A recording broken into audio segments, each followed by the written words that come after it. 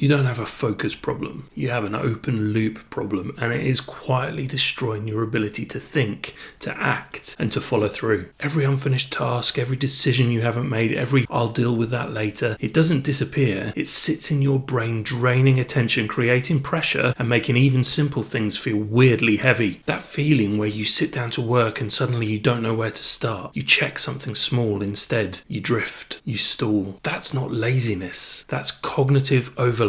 And here's the part that nobody tells you. It's not the big tasks that are slowing you down. It's the unfinished ones. In this video, I'm going to show you exactly what open loops are doing to your brain and how to reset them so you can get back into momentum fast. If you're trying to get your focus back and build real momentum, hit subscribe. That's what this channel is all about. But before we fix it, you need to see what this is actually doing to you. An open loop is everything your brain believes still requires attention, not just tasks. Open loops include unfinished work, unmade decisions, things you said you'd get back to, vague commitments, unresolved conversations, ideas with no container, responsibilities without clear edges. If your brain doesn't know when or how something will be handled, and this is where it starts to cause problems, it keeps it active, not to annoy you, but to protect you. Here's what your brain is actually trying to do. It has one core job: prevent things from being lost or forgotten. So when something feels unresolved, your system keeps checking in on it, not consciously, but constantly, and you don't notice it until focus disappears. This shows up as mental noise, background urgency, difficulty relaxing, a sense that you're missing something. Each open loop is like a browser tab running in the background. One or two is fine, but when there are too many, performance degrades.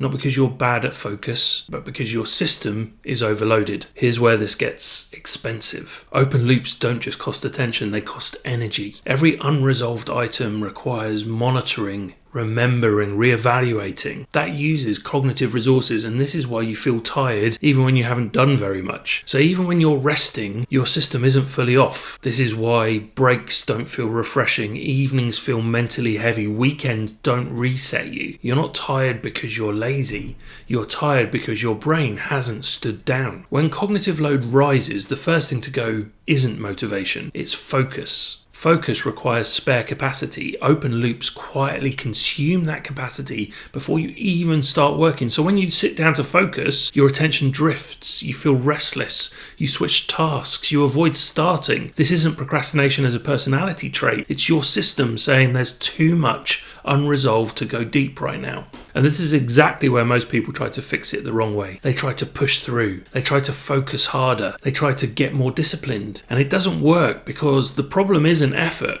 It's load. This is actually why I built the momentum reset method, not to help people do more, but to help them clear the pressure that's blocking them from starting. It's a simple system that helps you get everything out of your head, close or contain what's open, and get back into motion fast. But the important thing to understand is this: the relief comes before the productivity, not after. So let's look at why most advice doesn't solve this. And this is why most productivity advice actually makes this worse. Writing things down helps, but only if it actually closes the loop. A list that says work on the project, sort out the finances, follow up later, doesn't resolve anything. It often creates more loops. Your brain needs clarity, containment, and trust that nothing is being dropped. This is why in the momentum reset method, we don't just list tasks. We use a cognitive load inventory to get everything out and then apply containment rules, not pressure. Completion isn't always the goal. Containment is. This is the shift most people never make. Here's the reframe that changes how you work. Your brain doesn't need everything done. It needs everything accounted for. When something has a clear next step, a clear container, or a conscious decision to defer or drop it, your system can release it. This is why one clear decision can calm an entire day, one properly closed loop can restore focus, one defined micro mission can unlock momentum. Relief comes before productivity. So here's how you actually reset this in real time. It's a simple reset you can use anytime pressure builds. Pause and ask, what is my brain still responsible for holding right now? Write it all down. Don't filter it. That's the mistake most people make. Then for each item, choose one of 4 outcomes. Do, if it's genuinely small. Define, clarify what done actually means. Defer, give it a future container. Or drop, consciously let it go. No item stays vague.